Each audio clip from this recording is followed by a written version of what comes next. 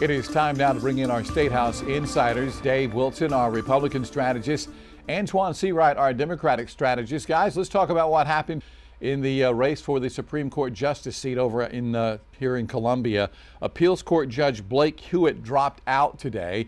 Judge Jocelyn Newman dropped out earlier this week. So that leaves Appeals Court Judge Letitia Verdin as the only candidate standing. So it looks like South Carolina's all-male Supreme Court will be no more come the first week of June. Dave, what are you hearing? That is absolutely correct on that one, JR. When you looked at it, the numbers were basically breaking themselves down. Verdin had 100 votes in the South Carolina House. Now, keep in mind, the folks at home, as you're looking at this, these are elections that are being done by the 170 members of the state legislature. So that only means that 86 members have to be in support of one candidate for that candidate to end up winning that judicial seat. So if you've got 100, there's almost no reason to even show up for the election, because 100 pledged votes is well more than needed in order for a person to make it to the Supreme Court. Verdin is another person from the upstate. So while we now have a woman back on the court, we also have a majority of our state Supreme Court from the upstate area. And that has been a question that actually was brought up by several legislators in this process. Look, I am a big advocate for diversity in all forms. So I congratulate what is likely to be the next member of the South Carolina State Supreme Court, our state's highest court. It's good that we're adding gender diversity to the court, but that also sends a message about geographical diversity and also racial diversity. In a state where African Americans are a large segment of our population, and a growing segment of the population, I think we have to be honest with ourselves to say we should have an African American on our state Supreme Court in the same way we should have had a woman represented on our court. And quite frankly, we need to spread out the geographical diversity on our court as well. And so I hope that in future elections, that more people in the South Carolina General Assembly will think in those broad terms as the dynamics of our state will shift. This court is probably going to take on issues that no one would ever thought or think about they would have taken on, things like reproductive justice, reproductive freedom, and many other things that may not get settled in the General Assembly traditionally by law, but get pushed up to the court by lawsuit. So I think diversity of thought should matter here as well.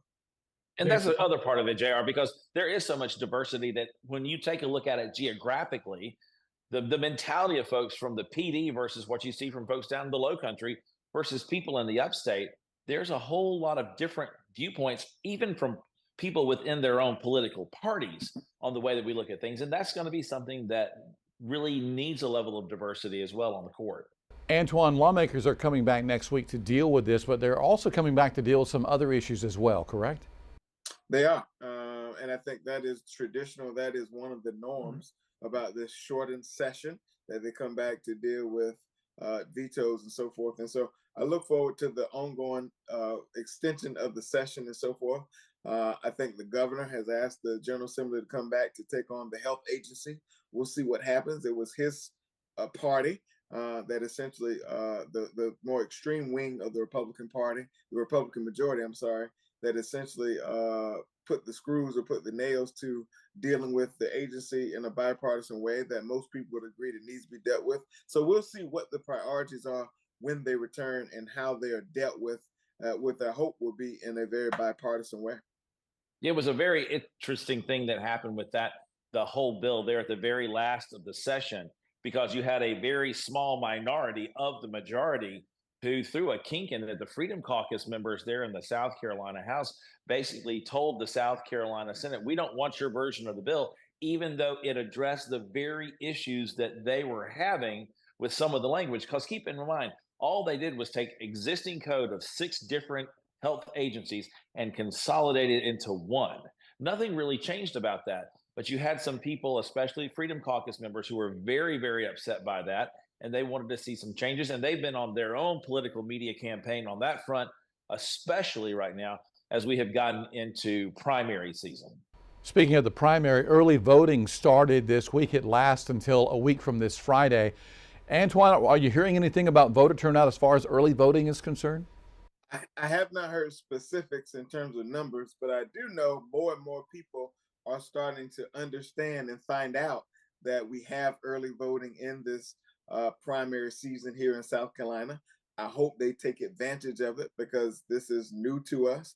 I also hope that when lawmakers return next year, is that they will put some education money into the budget in terms of letting folks know when elections are happening, what their early voting options are, and when and if precinct changes take place, because a lot of people will wrestle and deal with that come election day if you do not vote early. So I just drive all traffic to www.scvotes.gov because that is a real source of credible, trusted information by the South Carolina government, which is nonpartisan.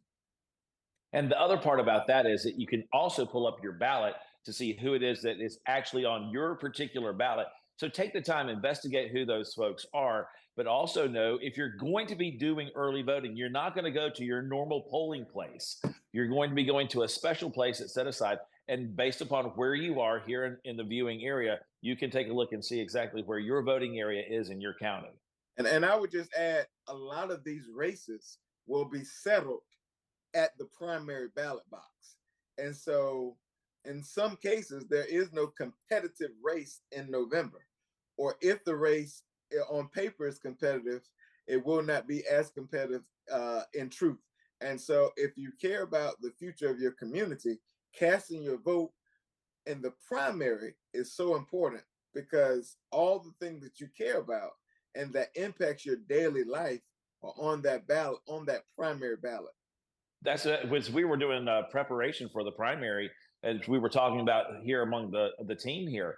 41% of the South Carolina Senate is already going to be chosen by primary night. More than 50% of the South Carolina House. So if you really want to have a voice about who's going to be representing you in government, keep in mind almost half of those people, half of those races are going to be decided by June 11th or at the very latest June 25th on a runoff in case you have that going on in a particular race for House or Senate. All right, Dave, Antoine, as always, guys, thank you so very much for your insight for all things politics. Anytime you want it, just go to our website, WLTX.com.